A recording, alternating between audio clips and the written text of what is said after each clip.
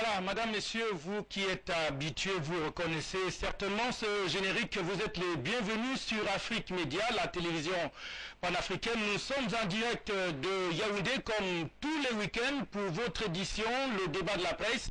L'émission qui revient sur les grands axes qui ont marqué la semaine au Cameroun, en Afrique et dans le reste du monde. Nous sommes donc encore là cette semaine pour parler des grands sujets qui ont marqué la vie au Cameroun. Mais d'avant que d'aller très loin dans cette émission, pour vous qui êtes également habitués, vous savez qu'elle a ses habitudes. Nous allons tout de suite et maintenant marquer la première pause qui nous amène à suivre avec une grande attention l'éditorial de cette émission.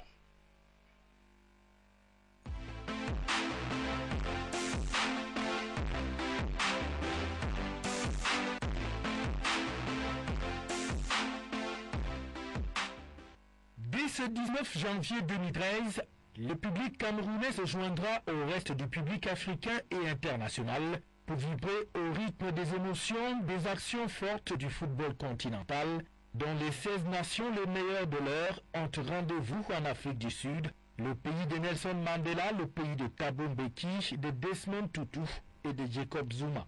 C'est que la Coupe d'Afrique des Nations 2013 aura donc droit de citer jusqu'au soir du 10 février prochain, où l'on connaîtra alors le successeur de Chipolo Polo de Zambie, détenteur et vainqueur du trophée de la dernière édition qui s'est jouée en 2012 en Guinée équatoriale et au Gabon. Le temps des rencontres, j'allais dire le temps de la compétition, on va donc oublier, ne fût-ce que pour quelques instants, la tristesse et toute la désolation que charriait jusque-là le nord du Mali, la République centrafricaine, la République démocratique du Congo et depuis quelques jours, le sud de l'Algérie avec la spectaculaire prise d'otage de Mokhtar Ben Mokhtar avec l'issue sanglante et surtout meurtrière que l'on sait, à la suite bien sûr de la tentative foireuse de la Somalie. L'Afrique pourra donc, le temps de cette compétition, présenter un autre visage au monde, celui des gens normaux qui vivent dans la paix et dans l'harmonie, dans la joie tout simplement, sans avoir peur de ces intégristes fous de Dieu qui veulent envahir notre cher et beau continent et nous imposer la loi islamique, la charia, à nous tous. Et malgré tout ce qu'on peut dire, c'est l'occasion pour moi de saluer au passage et de remercier l'action de la France et de François Hollande qui a répondu à l'appel de détresse du Mali. Il faut aussi saluer au passage tous les soldats, qu'ils soient français ou africains, qui en ce moment même se sacrifient au combat contre les islamistes. Et c'est enfin l'occasion d'en appeler à la prudence, à la vigilance, mais surtout à la responsabilité de tous les Africains, où qu'ils soient, et aux organisateurs particulièrement de la Coupe d'Afrique des Nations 2013, de redoubler de vigilance et d'assurer la sécurité des joueurs, des officiels, des journalistes et des spectateurs pendant la durée de cette Coupe d'Afrique des Nations et même au-delà, pour que rien, mais alors rien ne vienne perturber et gâcher la fête du football du continent noir par la faute de ces barbus kamikazes, pour qui la vie n'a aucun sens, qu'ils soient d'Al-Qaïda, d'Aqmi, du Moudjao ou de Boko Haram et j'en passe. On ne peut que dire bonne chance à toutes les 16 nations qualifiées à cette Coupe d'Afrique des Nations 2013 et surtout que le meilleur l'emporte au soir du 10 février prochain. Que Dieu bénisse l'Afrique, la protège de toutes les forces du mal qui la menacent en ce moment.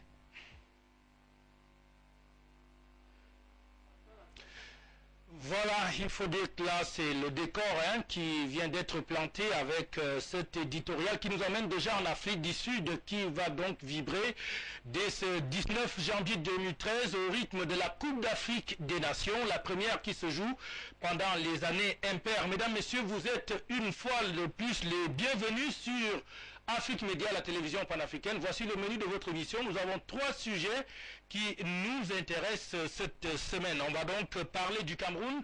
Tout d'abord avec cette question des inscriptions sur les listes électorales.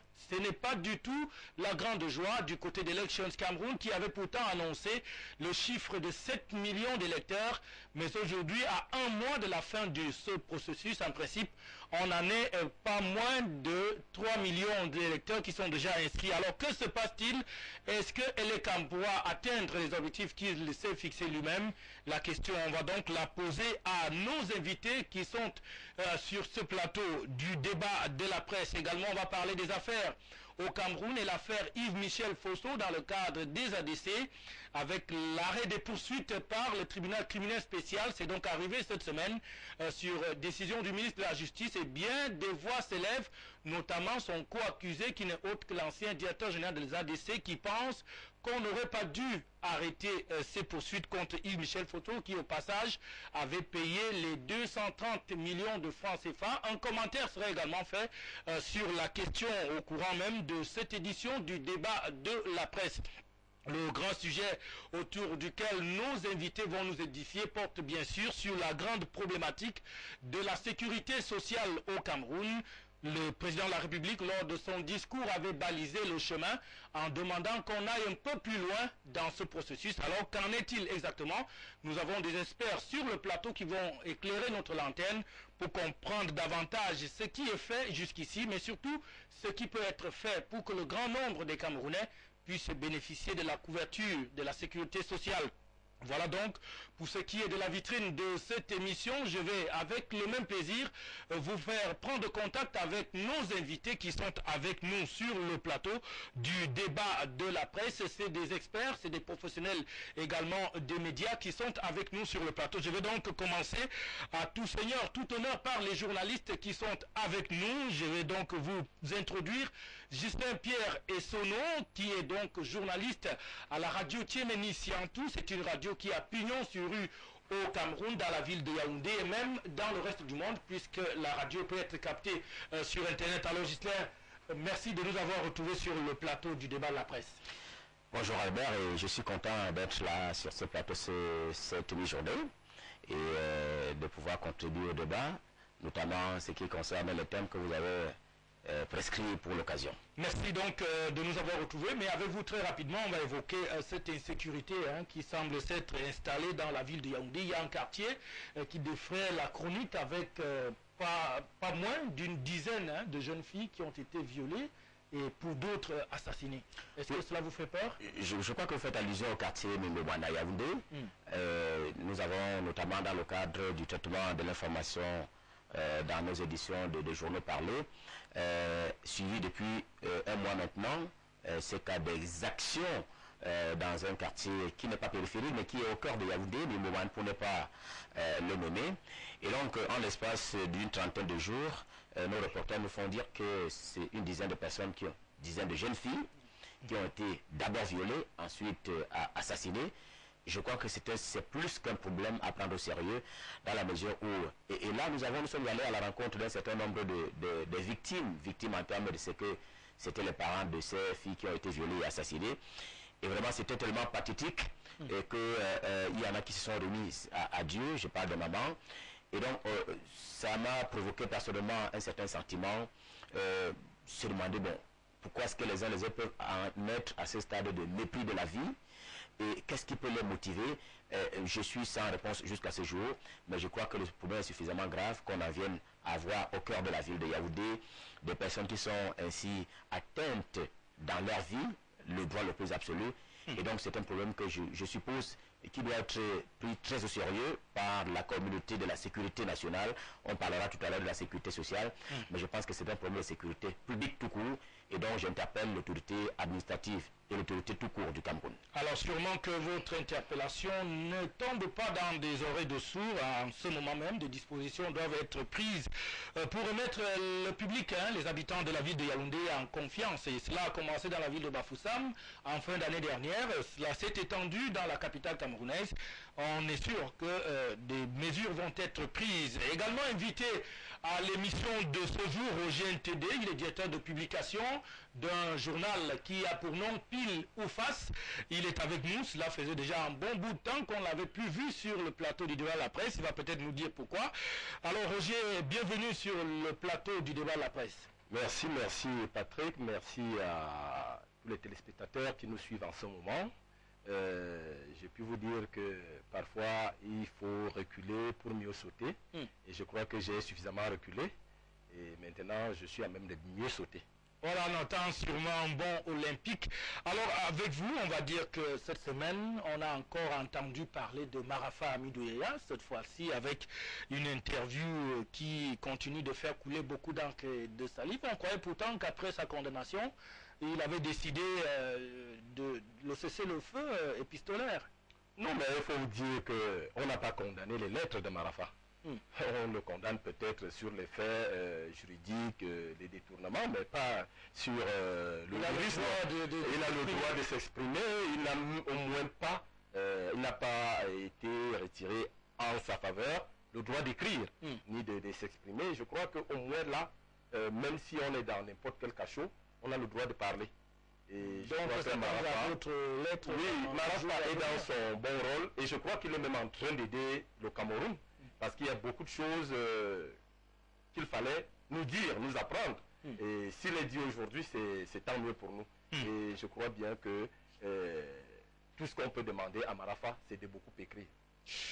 Voilà, il va beaucoup écrire sûrement pour nous édifier davantage sur les choses qui se passent entre ces murs toujours fermés à l'endroit du grand public. Également invité sur le plateau, c'est des professionnels dans le domaine de la sécurité sociale, c'est des hauts cadres de la Caisse nationale de prévoyance sociale. Ils nous ont donc retrouvés sur le plateau pour nous aider à mieux comprendre en fait la nouvelle politique qui doit être mise en place dans le secteur de la sécurité sociale au Cameroun. Il s'agit donc de monsieur Jules Armand Odiep qui est chef de département des études et de la communication à la CNPS. Monsieur Odiep, bienvenue sur le plateau de la télévision panafricaine. Bonjour Patrick et merci de nous avoir invités. Alors il faut dire que vous ne faites pas que la sécurité sociale, vous suivez quand même aussi l'actualité en RCA, c'est le retour à la normale qui est déjà enclenché. Bien sûr, il faut louer le consensus qui a été trouvé à Libreville et avec l'avènement du nouveau Premier ministre qui, nous l'espérons, va régler ce problème pour une certaine durée. Voilà, on espère que les Centrafricains vont retrouver toute la sérénité et la paix pour que le pays puisse se tourner vers son développement. Également sur le plateau, monsieur Omoloma Damien, il est tout simplement le coordonnateur de la communication, également de la CNPS. Damien, merci de nous avoir retrouvés sur le plateau. Et merci Patrick de nous avoir invités. Alors, des bruits font savoir que le chef de l'État a été troublé dans son court séjour privé en Europe par des manifestants qui se revendiquent d'être du COP. Vous avez été au courant de cette actualité-là? Pas vraiment. Vous n'avez pas suivi que des manifestants ont demandé au président de la République, qui actuellement se trouve en Europe, de quitter l'hôtel Continental. Bon, d'autres ont parlé des agitateurs, mais qu'à cela ne tienne, on ne va pas vous en tenir rigueur. Tout simplement, je pense que Ghislain va nous dire quelque chose à ce sujet. De toutes les façons, la Coupe d'Afrique des Nations commence aujourd'hui. Vous devez être un fan de foot. Vous vous apprêtez à vivre cet événement. Dites-nous un peu. Bien entendu, le Cameroun, même s'il n'a pas eu, comment dirais-je, la possibilité... Il n'est pas présent à cette compétition pour la deuxième fois consécutive. Vous êtes habitué à ces absences. C'est vrai, ça fait mal, mais... le Camerounais est toujours fan du foot, moi-même je suis fan du foot, donc il n'y a pas de raison qu'on ne puisse pas suivre cet événement-là. Ça c'est un peu le côté fleur de l'Afrique, pour que désormais, qu'on ne dise pas toujours il y a des mauvaises choses en Afrique. Le football, ça c'est sacré pour l'Afrique, et plus encore au Cameroun. Mais on peut quand même s'attendre à vivre une belle compétition. C'est sûr. Mais je voudrais revenir, si vous permettez, sur les crimes passionnels à Mimboman. Les crimes rituels.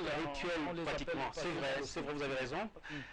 En réalité, nous sommes un peu dans ce que nous appelons, à travers les Écritures, les derniers jours, les temps de la fin. C'est en principe des gens qui, pour des raisons, comment dirais-je, inavouées, parfois c'est des imbéciles à la limite. Quelqu'un fait un peu et puis se rend compte. Oui, on les trompe parfois. C'est un tout petit magicien qui leur dit si vous ramenez tel organe, vous allez monter en grade ou monter en puissance. Ou tout simplement on leur propose des sommes. Des sommes. Parfois c'est des sommes, parfois pour rien. En réalité, après cet acte commis, ils ne reçoivent pratiquement rien. Donc ils sont pratiquement au service du mal. C'est un peu une forme de satanisme pratiquement voilé. Il croit qu'il agit dans son bon droit, mais en réalité, il est manipulé par l'esprit satanique, c'est tout. Ok, vivement que cela puisse se remettre. Voilà donc, mesdames, messieurs, on a fait le tour pour vous présenter ceux qui sont nos invités de ce débat de la presse. Et vous le savez, vous également, vous êtes invités à participer à l'émission à travers les messages qui doivent être signés de votre nom et du lieu d'où vous nous envoyez ces messages partout sur le continent et même au-delà. Vous avez suivi les sujets qui ont été énoncés tout à l'heure. On va donc marquer une seconde pause dans cette émission, le temps de nous rafraîchir la mémoire avec les yeux et surtout la plume de Cédric Mbonomo qui nous présente comme d'habitude la revue de presse du débat de la presse. Suivez plutôt.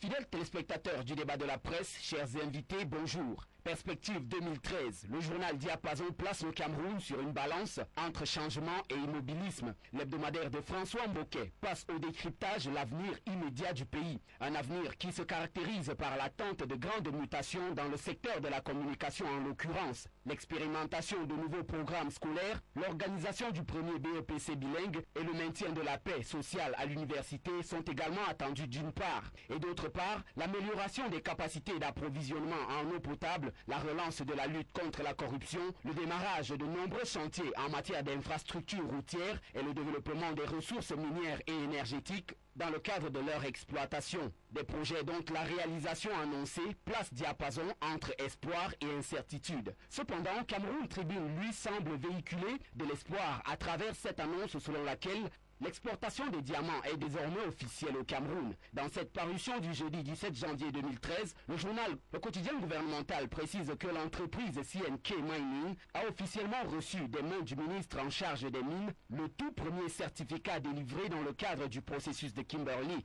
C'était lors de la cérémonie de lancement des premières exportations de diamants bruts, événement qui a eu lieu le mercredi 16 janvier dernier à Yaoundé. Cameroun Tribune voit son espoir renforcé lorsqu'au cours de la 13e session du Conseil national de la route, le Premier ministre Philemon Yang annonce que les infrastructures routières seront les priorités du Cameroun en 2013. Dans son numéro du vendredi 18 janvier, le quotidien gouvernemental souligne que le chef du gouvernement a prescrit de mettre l'accent sur le désenclavement des bassins de production agricole, des zones industrielles et de tourisme. Le cyclone Marafa a également soufflé à nouveau dans la presse camerounaise. Le Septentrion annonce d'ailleurs à ce sujet que Marafa parle pour la première fois depuis sa condamnation. L'hebdomadaire de Sylvain Ahati présente dans ce numéro l'intégralité de l'interview accordée par l'ancien ministre de l'administration territoriale et de la décentralisation Marafa Hamidou Yahya et qui a été publiée sur le site internet Slate Africa. Une interview au cours de laquelle le prisonnier de l'opération Épervier déclare que le tribunal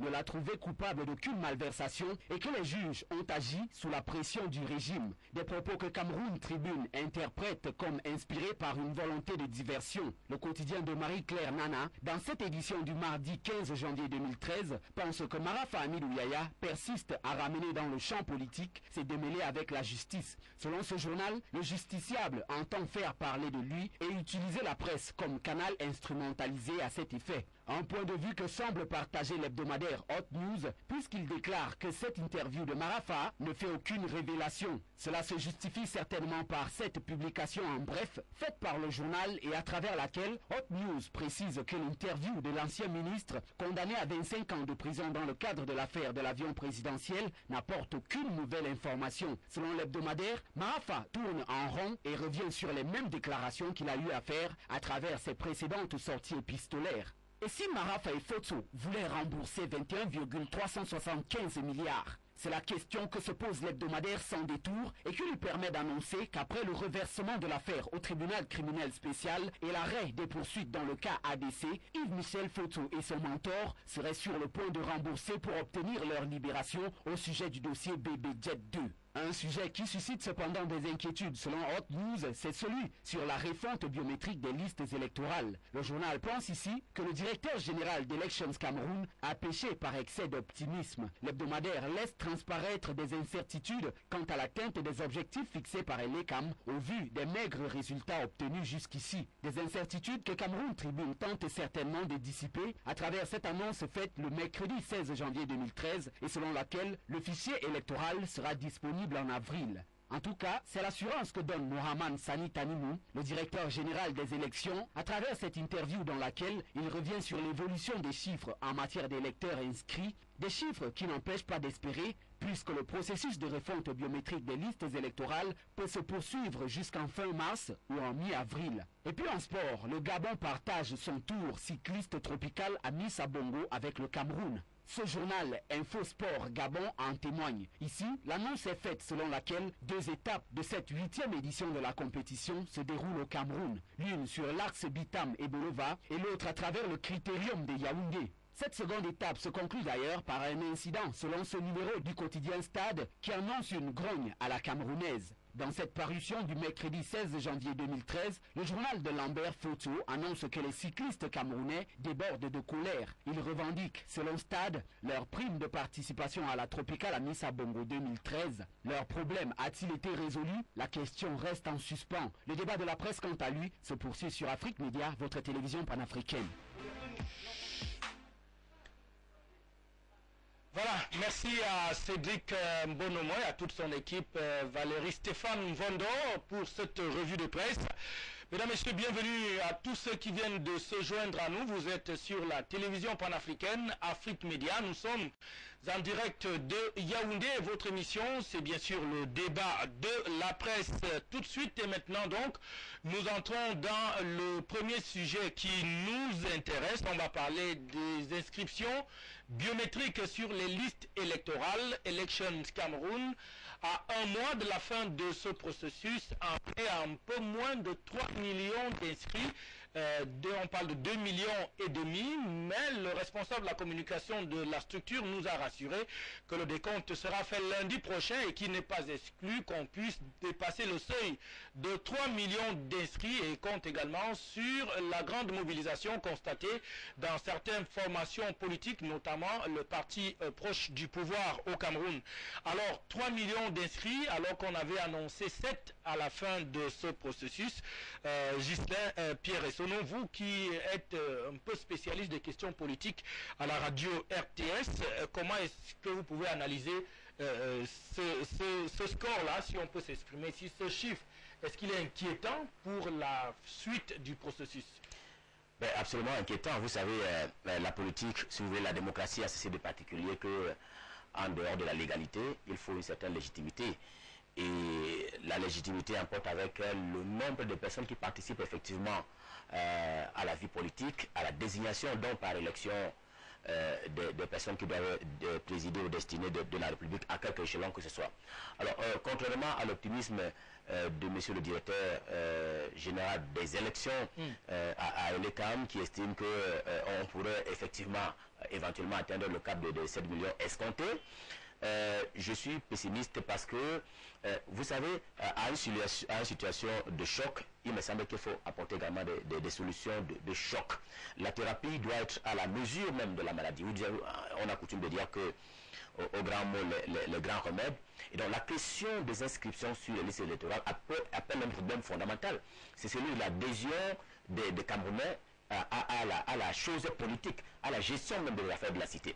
Alors, tout le problème, c'est au niveau de tout le processus. Et là, on ne peut pas découper par segment les éléments qui rentrent dans le processus électoral camerounais. Il s'agit d'un tout, et ce sera le pile ou le face, ainsi que l'indique par exemple le journal du conservateur. C'est tout le face, ce n'est pas les segments, on ne gère pas les segments. Parce que lorsqu'on interroge la question du nombre de Camerounais qui s'inscrivent sur les listes électorales, il faut aller en amont. C'est que qu'est-ce que c'est le processus électoral aujourd'hui? Le plus gros débat, le plus récent, c'est celui du code électoral unique, duquel il ne s'est jamais dégagé un consensus électoral. La société civile, un certain nombre de partis politiques de l'opposition ont revendiqué qu'il y ait un consensus autour de ce texte-là, parce qu'il y a un certain nombre de points qui sont inscrits là-dedans, qui n'arrange pas la majorité. Je vous prendrai par exemple aujourd'hui le cas de ce qu'on appelle la majorité électorale au Cameroun, on en est à 21 ans. Alors que la majorité pénale, c'est-à-dire qu'au Cameroun, lorsque vous avez 18 ans, vous pouvez aller en prison. Mais lorsque vous avez 18 ans, vous ne pouvez pas voter. Je crois qu'on en est à 20 ou 21 ans. Alors, or, s'il y avait eu consensus, s'il y avait eu un débat préalable avant que le code électoral, dit-on unique, ne soit promulgué, je crois qu'on aurait par exemple pu introduire là-dedans qu'on ramène la majorité électorale de 20 ou 21 ans maintenant à 18 ans et donc ça aurait augmenté le potentiel des Camerounais à même de s'inscrire sur les listes électorales. Premier point. Le second point, c'est quand même que est-ce qu'il y a eu assez d'informations? Est-ce qu'il y a eu assez d'acculturation sur la nouvelle façon de s'inscrire, à savoir la biométrie des Camerounais. La petite histoire, c'est une anecdote que m'avait vous raconter. C'est que on était, c'est quelque chose qui a été rapporté par un responsable de l'ECAM dans la région du centre, non loin de Balbayo. Eh bien, il y a un papa qui voulait s'inscrire, mais vous savez, il y a un certain nombre de personnes qui gardent encore avec eux le pouvoir traditionnel. On l'a filmé 10 fois. Et jamais il n'est sorti. Il est sorti sur la photo. Il fallait donc un problème préalable de sensibilisation, d'information pour mettre en exergue l'intérêt qu'il y a à ce qu'il y ait la biométrie dans le processus électoral. Première chose. Troisième chose, maintenant, vous savez qu'en termes de matériel, il est quand même pas tout le matériel nécessaire. En termes de kit, quantitativement, ça ne peut pas couvrir tout le pays.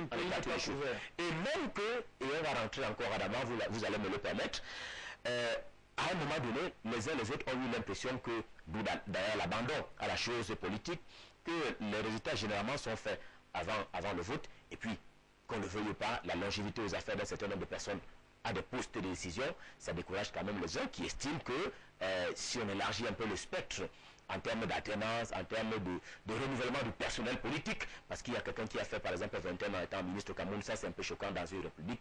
Je crois que tout ça mis ensemble ne peut aboutir qu'au fait qu'il y ait cette rétractation des Camerounais, ces Camerounais qui rebootent le processus électoral et non pas seulement la simple question des inscriptions sur les listes électorales. Ok, voilà. Monsieur Odiep, vous êtes certainement déjà inscrit vous-même. Qu'est-ce qui peut expliquer que les Camerounais, c'est vrai que Ghislain a essayé d'apporter quelques explications. Qu'est-ce qui, pour vous, peut justifier le fait que les Camerounais traînent le pas à aller s'inscrire sur les listes électorales? Oui, cette question d'inscription pose un problème fondamental, ou tout au moins nous amène à faire un constat. C'est que les populations sont déconnectées de la chose politique. Et cela, il me semble que c'est parce que la société civile a abandonné le débat au seul politique. Parce que les élections vont au-delà du seul scrutin. C'est un enjeu de développement local. Parce que le fichier électoral, il faut savoir, le fichier électoral est la base du fichier sur la base duquel on peut faire des projections de développement. Donc, toutes les élites, tous les hommes politiques se battent pour enrichir leurs fichiers locaux. Et donc, il faut amener les populations à comprendre qu'au-delà de l'enjeu du scrutin, il y a un véritable enjeu de développement. Donc, celui de s'inscrire massivement dans les listes électorales, justement pour leur donner des arguments, pour soutenir les pouvoir participer à la chose publique. Tout à fait. Alors Roger, moi je voulais me tourner vers vous pour m'interroger. On sait que cette année 2013 est une année électorale au Cameroun. Le chef de l'État, lors de son discours le 31 décembre, avait annoncé les sénatoriales. On sait également qu'on s'attend à des législatives et municipales. Est-ce que le fait que les inscriptions prennent du retard peut avoir un impact sur l'année électorale? Vous pensez qu'on peut arriver à des situations où tout ça va être renvoyé sine die? Je ne pense pas, parce que, en ce qui me concerne, j'ai suivi avec grand intérêt le déroulement de mes prédécesseurs tout à l'heure. Je pense que le problème des élections dans un État doit d'abord être le problème des Camerounais, du peuple lui-même. Parce que c'est le peuple qui vote. C'est le peuple qui a besoin de réformes. C'est le peuple qui a besoin que tout change. C'est le même peuple qui veut, qui bloque le processus, parce que ne pas s'inscrire, ça signifie qu'on bloque le processus.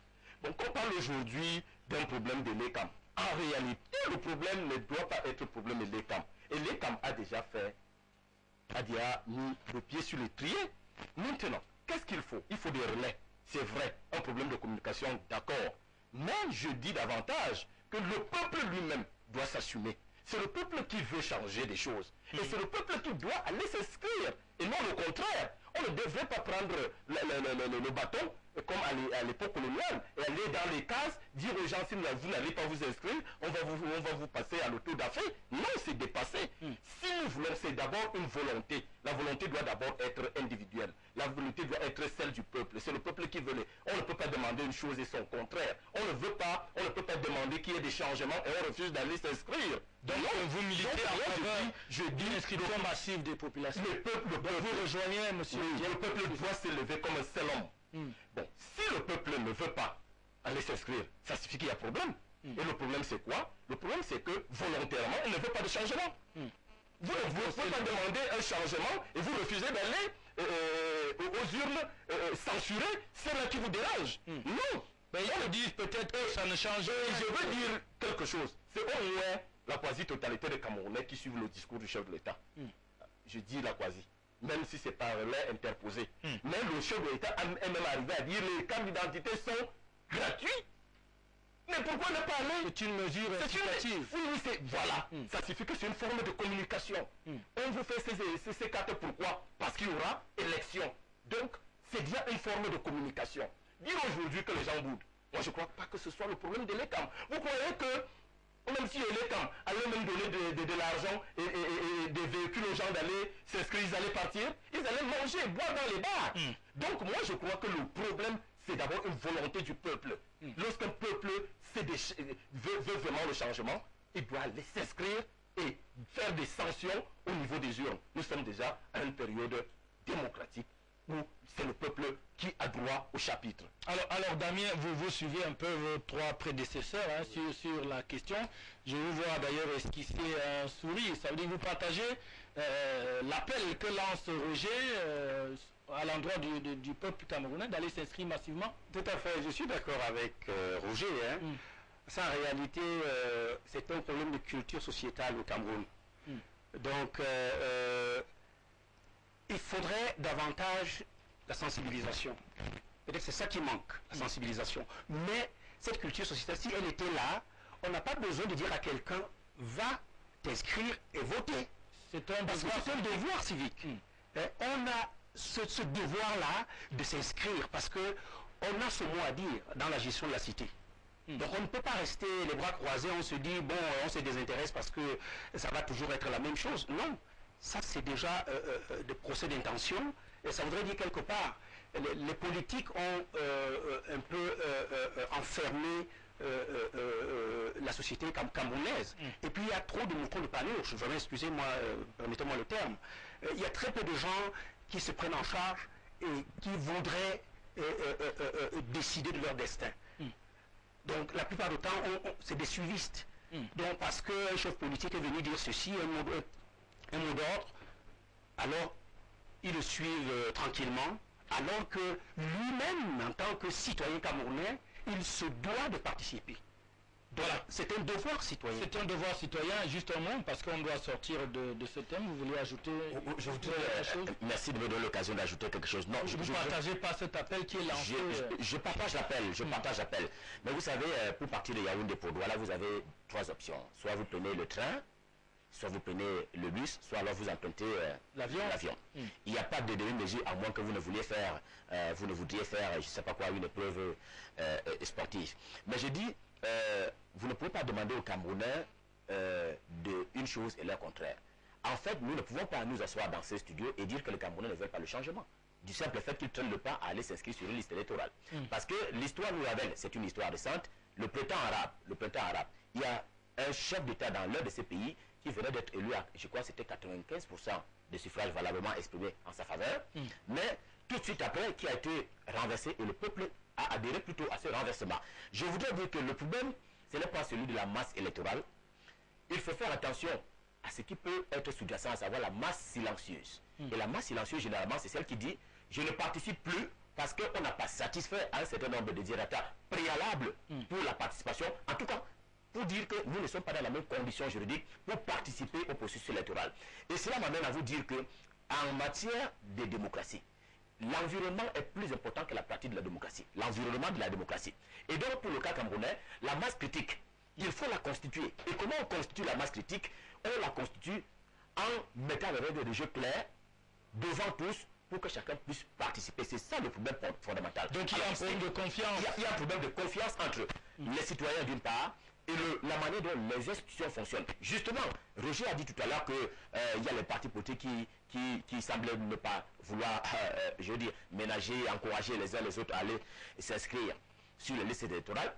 La loi fondamentale de la Constitution dit que les partis politiques concourent au suffrage universel. Mais ce n'est pas les partis politiques qui doivent faire le travail à la place de l'ECAM, à savoir appeler et sensibiliser les Camerounais à s'inscrire sur les listes électorales. Le problème étant que le parti politique n'est qu'une association d'ordre privé, alors que l'ECAM est une institution. Et en matière de droit, une institution, c'est ce qui s'impose à tous et qui est là pour l'intérêt général. Donc, il ne faut pas prendre les Camerounais comme étant des gens qui ne veulent pas un changement. Ça peut être une masse silencieuse, mais dangereuse. Ça peut également être le fait qu'il n'y a pas eu assez de sensibilisation, assez de culture démocratique et politique pour qu'il y ait une masse critique suffisante qui participe effectivement à la gestion des affaires de la cité à travers la grande question électorale. Voilà. Il faut regarder du côté de l'environnement démocratique camerounais. Ok, une question pour Roger, il nous vient de Lagos, c'est Emeka depuis Lagos, qui, pour justifier un peu cette réticence, il dit nous votons depuis 30 ans avec ce régime. Dites-moi Roger, en démocratie, est-ce que c'est normal de faire 30 ans au pouvoir? Il semble justifier cette apathie par le fait que beaucoup de Camerounais ne croient plus au régime en place. Oui, ben écoutez, c'est un problème de constitution. Si la constitution demande au chef de l'État d'être là, en fait, de posséder un droit, c'est son droit. Et ben, que monsieur Emeka depuis Lagos, un peu parce que Lagos au Nigeria, c'est un débat peut-être qui est un peu dépassé par rapport à la constitution du Cameroun. Bon, mais aujourd'hui, moi je voulais lui renvoyer l'ascenseur en lui demandant qu'est-ce que font ceux-là qui sont en face de celui qui a 30 ans. Je vais vous dire aujourd'hui, voilà donc les élections, on nous dit allez vous inscrire. Et tel que me reprenait Gisela, je voudrais simplement te dire que si moi je suis un chef d'orchestre politique, ce que je vais faire, c'est de rameter, de ratisser. Au lieu de demander aux gens de s'abstenir, comme font certains, si vous demandez aux gens de s'abstenir, et c'est lui qui amène les foules, lui gagne. Vous allez dire aujourd'hui qu'il a passé 30 ans au pouvoir? Non, il a passé 30 ans parce qu'au moment où vous avez demandé à vos militants de ne pas aller s'inscrire, lui demandait à ses militants de s'inscrire, et ils l'ont voté, et il est au pouvoir. Donc, on peut même être 100 ans au pouvoir. Si nous, on a le peuple derrière soi, je ne crois pas qu'il y ait problème. Voilà, on va sortir, on va sortir de ce premier terme. Non, je ne voudrais pas qu'on focalise le problème sur... Oui, juste en un mot. Merci, en un mot. Oui. Je n'ai pas un problème avec une personnalité. J'ai un débat de l'environnement démocratique que je pose. Vous savez, en fait, d'après ce que les partis politiques amènent leurs militants sur le terrain politique, je le veux bien, mais si on prend l'exemple encore récent en France, vous allez vous rendre compte que les militants par exemple de l'UMP, c'était combien pour élire M. Sarkozy? Il n'était pas nommé. Ça veut dire que ce n'est pas les militants des partis politiques qui élisent les chefs d'État, c'est les citoyens de ces pays. Parce que généralement, les militants d'un parti politique représentent à peu près 1/10 de l'électorat. C'est les citoyens dans leur ensemble. Donc il ne faut pas qu'on donne l'impression que il y a un parti politique qui mobilise ses militants aux grandes dames des autres militants. Non, mon problème est celui de l'environnement dans lequel se meut la démocratie au Cameroun, parce qu'il y a des conditions préalables, les principes fondamentaux pour la pratique de la démocratie, et j'en appelle assez au respect de ces principes. Voilà, on a donc compris les uns et les autres. Je pense qu'on va être obligé de sortir de ce sujet compte tenu du fait que le temps court tellement vite et on a beaucoup de choses à se dire sur ce plateau. On va peut-être trouver un moment pour lire les messages qui commencent à nous arriver de partout. Le temps pour nous de passer très très rapidement sur l'arrêt des poursuites par rapport à Yves-Michel Fautou, en ce qui concerne l'affaire des ADC de ces redevances. L'argent avait été détourné. Eh bien, le TCS a donc décidé d'arrêter les poursuites contre Yves-Michel Fautou. Est-ce que c'est une bonne chose ou une mauvaise chose? Parce que son co-accusé estime que cela n'aurait pas dû être.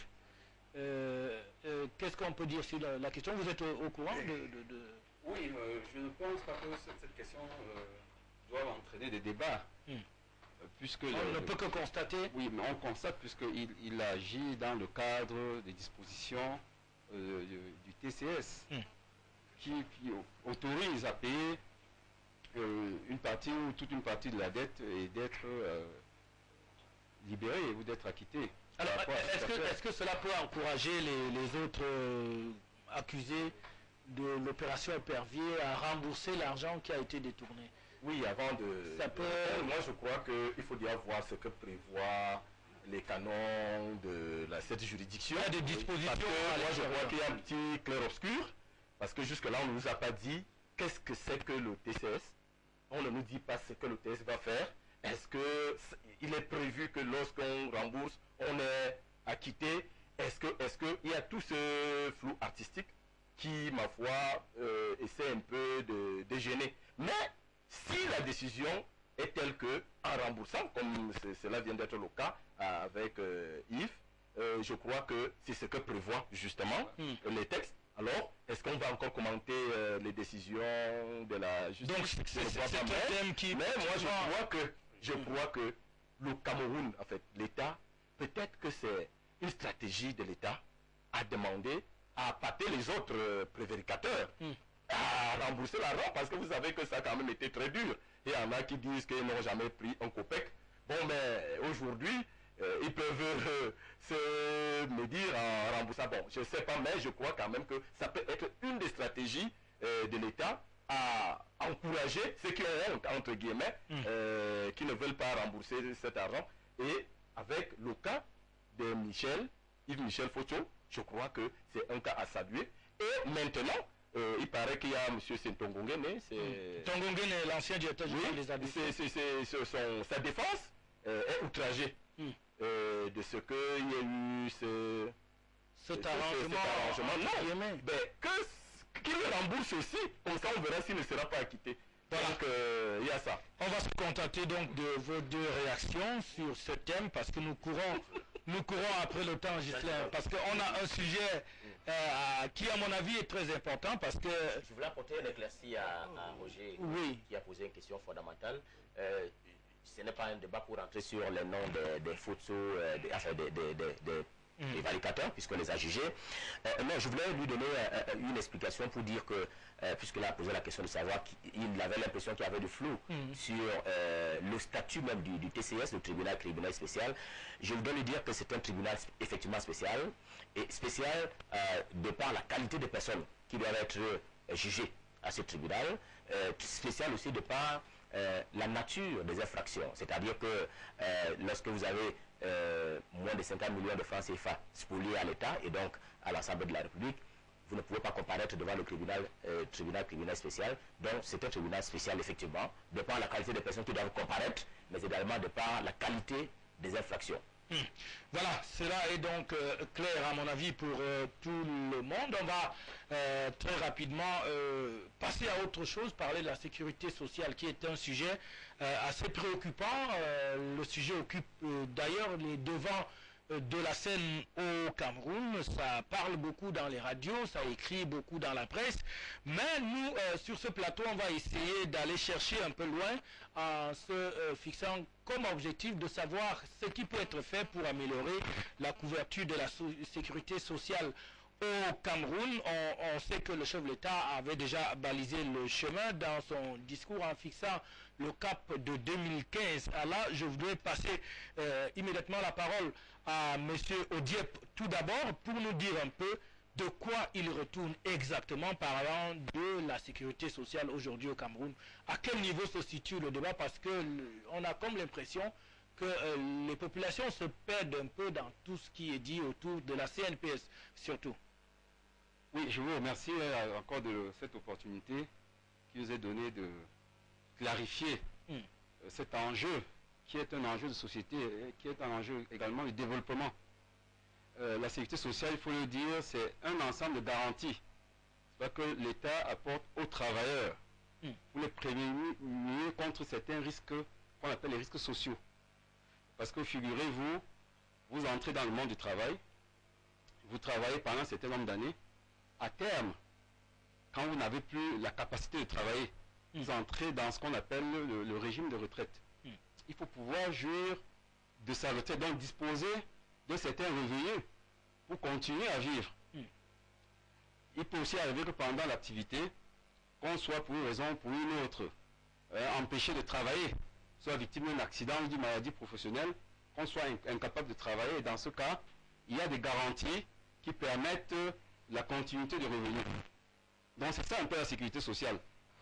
Et le problème qui se pose aujourd'hui, nous ne voulons pas qu'on détourne l'attention sur ces vraies questions de la sécurité sociale qui sont vraiment les questions de là, le président de la République a donné le tempo et il nous revient, nous les acteurs de la sécurité sociale, je parle de la CNPS, de saisir la balle au bon pour réaliser cette ambition.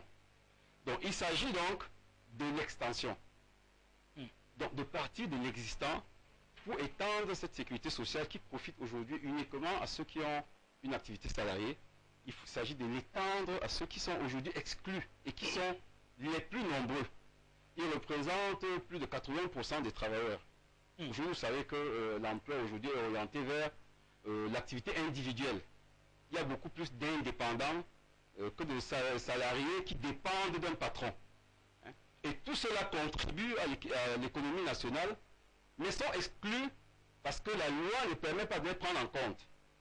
Donc l'enjeu aujourd'hui, c'est celui-là, d'étendre pour leur permettre de bénéficier des garanties de couverture que la sécurité sociale apporte. Et pour éviter qu'ils soient fragilisés. Parce que c'est une question de pouvoir d'achat. C'est une question de revenus, la sécurité sociale. Donc il s'agit donc de redistribuer les revenus, non seulement à ceux qui travaillent aujourd'hui et qui sont pris en compte par la CNPS, mais d'aller au-delà pour prendre en compte ceux qui sont exclus. La CNPS a commencé déjà à anticiper sur cette ambition-là en mettant en œuvre des stratégies pour prendre en compte une couche de travailleurs qui jusque-là étaient marginalisés.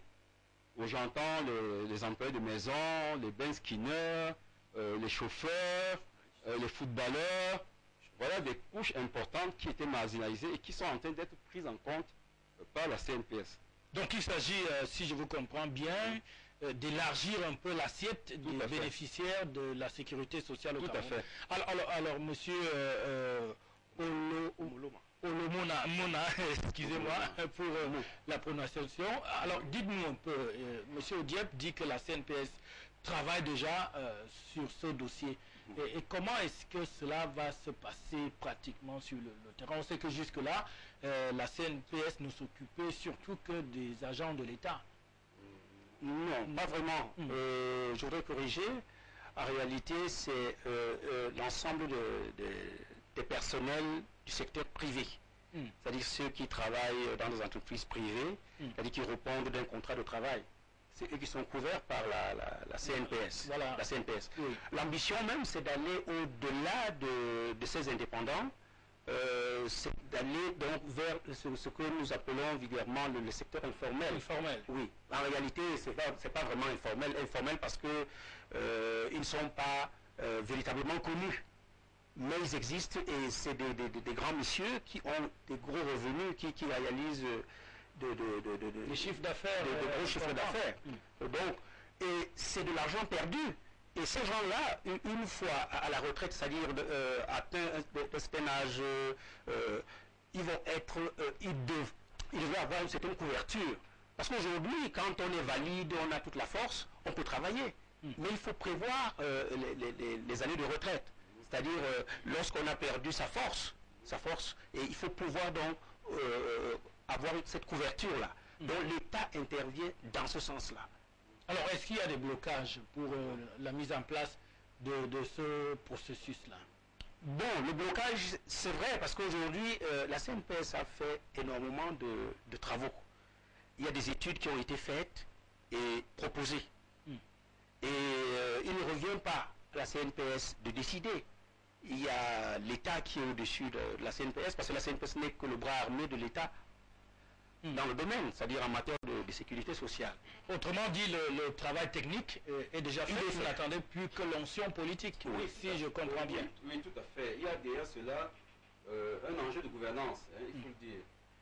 Parce qu'il s'agit de partir d'une étape de couverture actuelle vers une autre étape plus importante.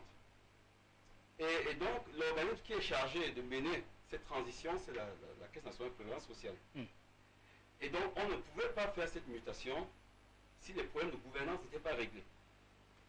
Et c'est à juste titre si c'est en ce moment que le président de la République repose la question, on remet la question au centre des débats.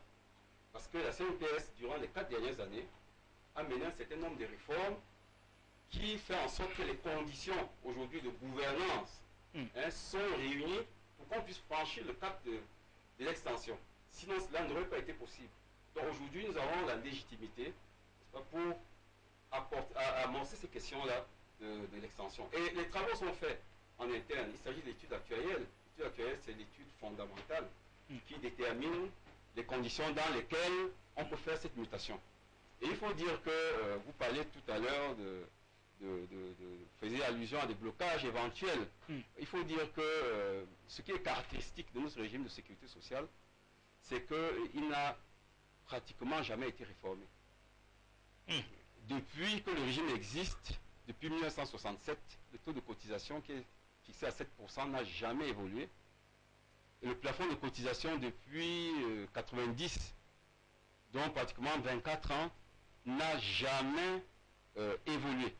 Donc il y a derrière cela un enjeu d'équilibre du financement du régime, parce qu'il est établi depuis plusieurs années, depuis au moins 10 ans, que les conditions d'équilibre du financement du régime ne sont plus réunies. Le régime est structurellement déséquilibré. Et seule la gouvernance permet de tenir. Mais on ne va pas tenir plus longtemps, puisque les actuaires disent que d'ici 2016, on va arriver à la rupture s'il n'y a pas de correction des paramètres de financement. Il faut corriger le plafond qui est fixé à 300 000 francs et qui n'a pas évolué depuis 1990. Il faut corriger les taux de cotisation qui n'ont jamais évolué. Et il faut améliorer le niveau des prestations, parce que vous savez que les pensions sont extrêmement modestes. Il faut le dire. Pour rester poli, il faut améliorer.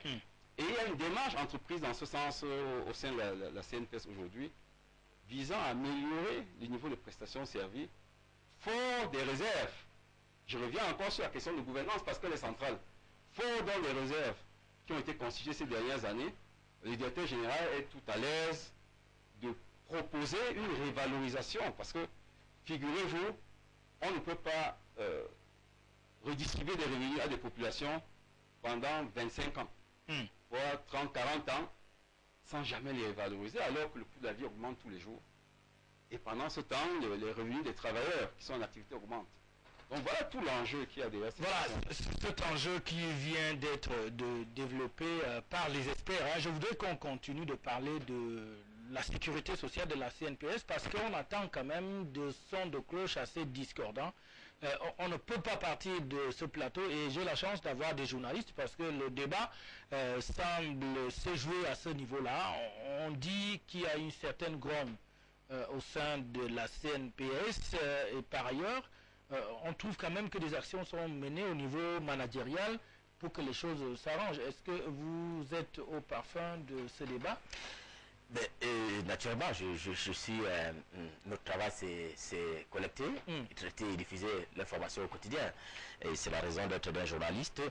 Et donc, je voudrais commencer. Je vais entrer par la sortie de mon voisin de droite dans ce studio, qui parlait de la CNPS comme étant un bras armé. Je voudrais plutôt parler de bras séculiers de l'État en matière de sécurité sociale. Sinon, on allait estimer qu'à la CNPS, on avait une unité d'armement pour combattre. Donc, alors, ce bras séculier de l'État en matière de sécurité sociale, je vais parler comme monsieur tout le monde, parce que je ne suis pas aussi technicien en matière de sécurité sociale à l'intérieur de la maison, comme les deux précédents intervenants.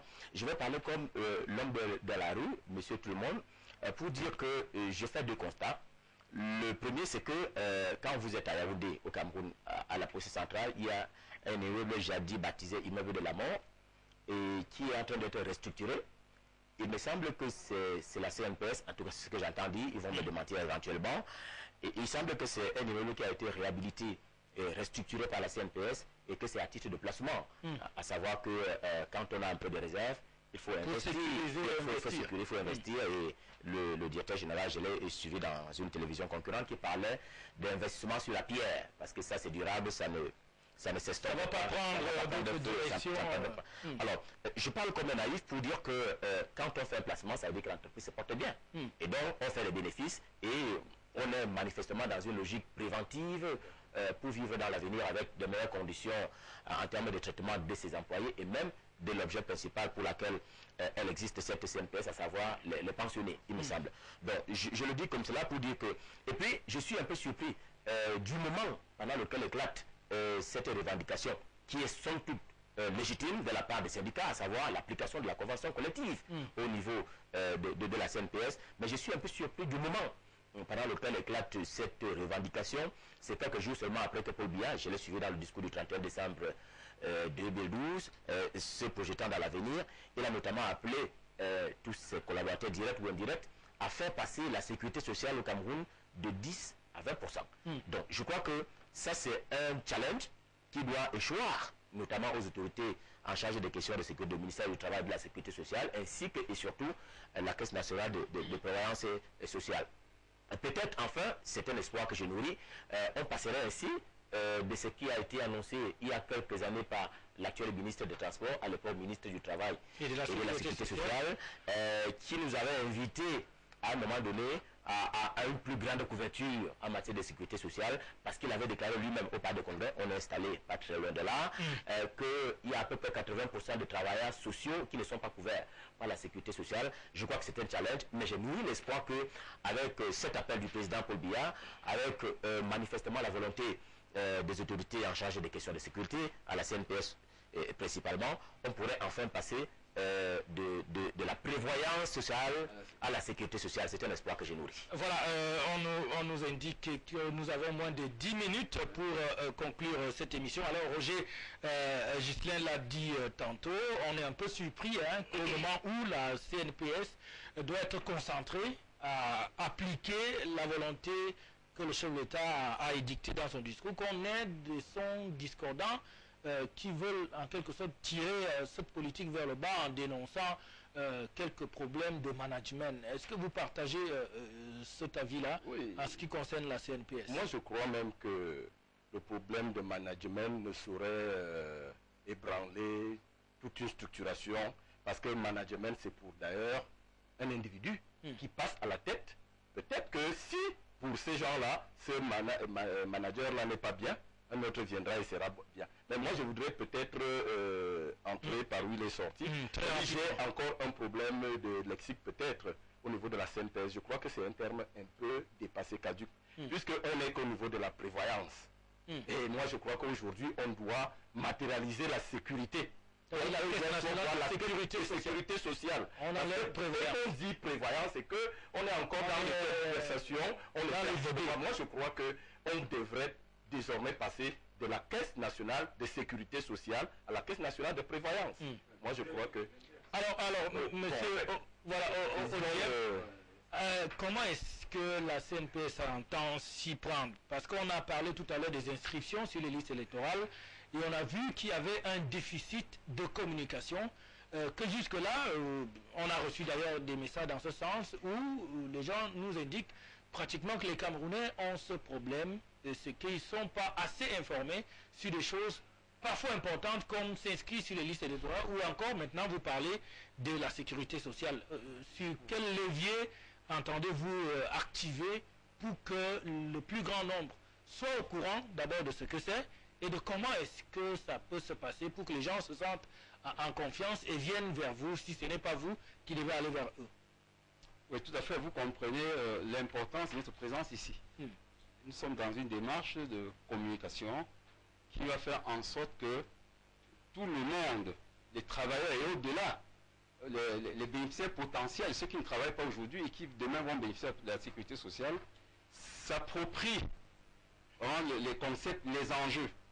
Il va falloir que tout le monde s'approprie les enjeux et nous devons communiquer au maximum. Aller vers des groupes sociaux, aller vers les médias pour porter le message.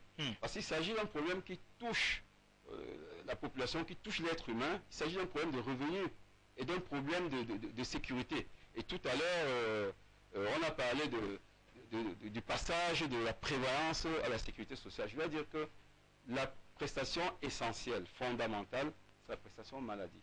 Hmm. Donc, sur laquelle on peut fonder une sécurité sociale véritable, c'est la prestation maladie.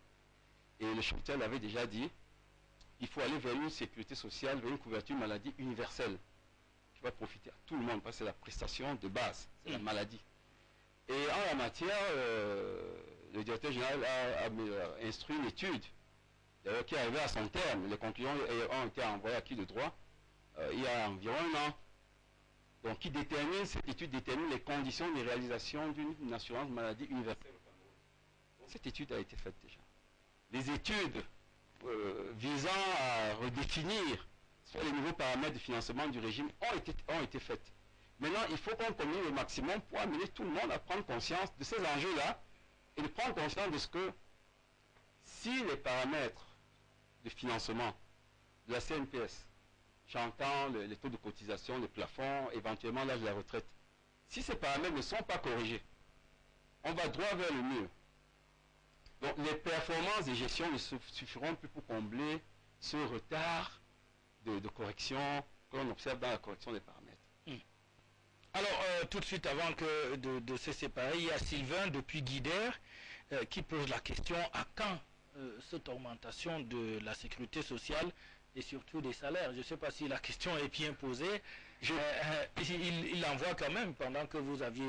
oui, je pense qu'il parle du salaire des retraités. En fait, ils ont leur pension, c'est une forme de salaire. On parle de revenu remplacement, c'est leur salaire. Justement, il pose la question à juste titre. Quand est-ce qu'on va revaloriser cette pension qui n'a pas été revalorisée depuis plus de 20 ans? Et c'est une préoccupation fondamentale des dirigeants de la CNPS. C'est le gouvernement qui doit le faire aujourd'hui. Le problème est posé au niveau des pouvoirs publics. Le travail est fait au niveau de la CNPS. Comme je vous disais tantôt, les conditions sont réunies pour qu'on fasse ces augmentations. Parce que ces augmentations s'imposent. Voilà. Je crois que la réponse parvient à Sylvain qui nous regarde depuis Guider. On en profite d'ailleurs pour saluer tous les amis d'Afrique Média dans le Grand Nord du Cameroun. On va donc se séparer. Je pense qu'on a tout dit sur la question, ou presque. On n'a pas fait le tour, on en reviendra certainement d'autres fois. Le temps pour moi de vous replonger dans la Coupe d'Afrique des Nations, parce que c'est l'événement de ce 19. Alors, si on vous demandait un pronostic, que ce soit pour le match Afrique du Sud, Cap-Vert, et je réponds là à un téléspectateur qui nous envoie un message depuis la RCA, qui voulait savoir à quelle heure se joue le match. C'est à 16h, temps universel. Pour le Cameroun, nous serons à 15h au Cameroun. Non, à 17h, pardon.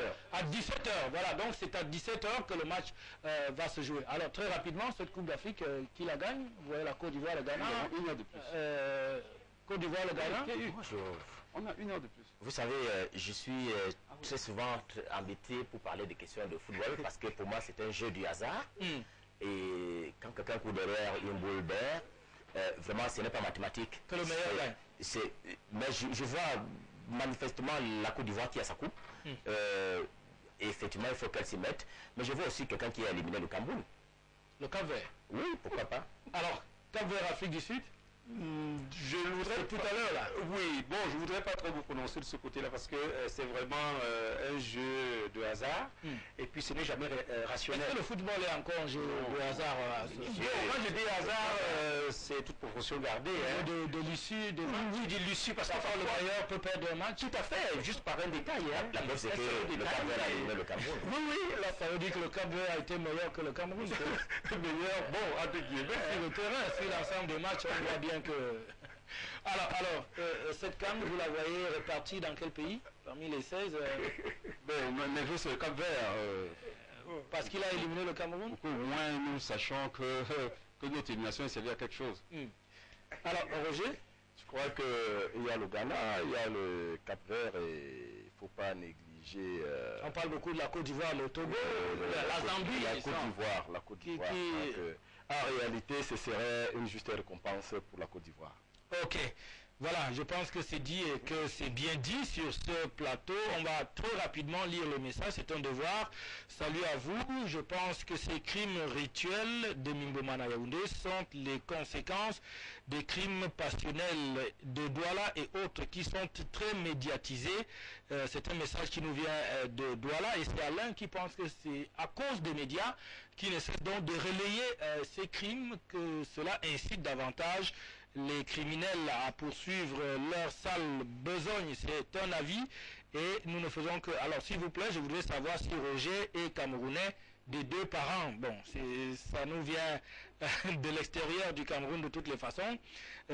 Pour celui qui demandait l'heure du match, je pense qu'on vous a dit que ça se joue à 17h. Le match entre le Cap-Vert et l'Afrique du Sud, le match d'ouverture de la Coupe d'Afrique des Nations. Certainement que sur Afrique Média, vous pourrez avoir ce match parce que nous avons des conventions avec les chaînes de télévision qui ont l'exclusivité de ces rencontres-là. Probablement, ça sera sur la chaîne. Je n'ai pas encore la bonne information que je pourrais avoir d'ici quelques minutes. Un autre message qui concerne toujours Roger, qui a été très sollicité. Hein.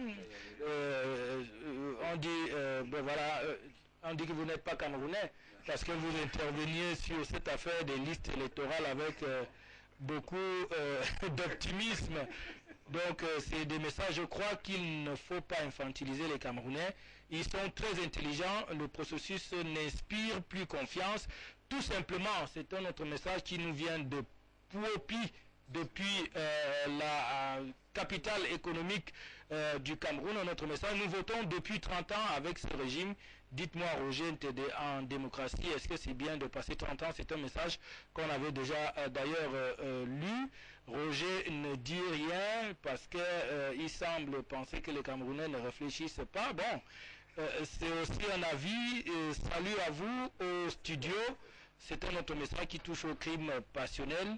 Et je pense qu'on ne peut pas les lire tous, étant donné que le temps nous tient par la gorge. Moi, je vais tout simplement dire merci à monsieur Jules Armand Audiep, chef du département des études et de la communication à la CNPS, d'être venu à l'émission. Merci. Merci également à monsieur Omoloma, j'en viens parfaitement. Et là, c'est Damien. Merci d'être venu. Vous êtes le coordonnateur de la communication à la CNPS. Justin Pierre-Estonneau est un haut responsable de la RTS. Il est souvent humble et n'aime pas qu'on donne son titre, mais c'est aussi un présentateur vedette d'une émission très écoutée sur cette radio qui a pignon sur rue. Et que dire du directeur de publication, le seul qu'on a pu avoir sur ce plateau. Mais il faut assurer, je suis bel et bien camerounais de souche, hein, de père et de mère, mais il a peut-être d'autres convictions et d'autres arguments. C'est pour cela qu'il développe tel que vous l'avez suivi au courant de cette émission. Oui, je voulais vous féliciter et c'est une félicitation. J'aimerais que Madame le ministre de la Promotion de la Femme et de la Famille soit également au courant de ces félicitations. J'ai remarqué que 80% des personnels qui produisent l'émission avec vous, ce sont nos sœurs, mères et filles. Et amis. Voilà, c'est tout à l'honneur du management d'Afrique Média qui sait faire ce qu'on appelle le gender equity. Nous pensons beaucoup à promouvoir la gente féminine à Afrique Média et cela, c'est tout à fait normal. On vous dit merci pour ça. Mesdames, Messieurs, vous également qui nous avez suivis de chez vous, que ce soit au Cameroun ou dans le reste du monde, merci de votre aimable attention. Prenons le rendez-vous le week-end prochain pour une autre édition, mais en attendant, la rediffusion, c'est tous les dimanches à partir de 11h30 sur la télévision panafricaine. Au nom de toute la régie, de toute l'équipe technique, je vous dis merci de votre aimable attention. On se retrouve bientôt sur Afrique Média. Au revoir.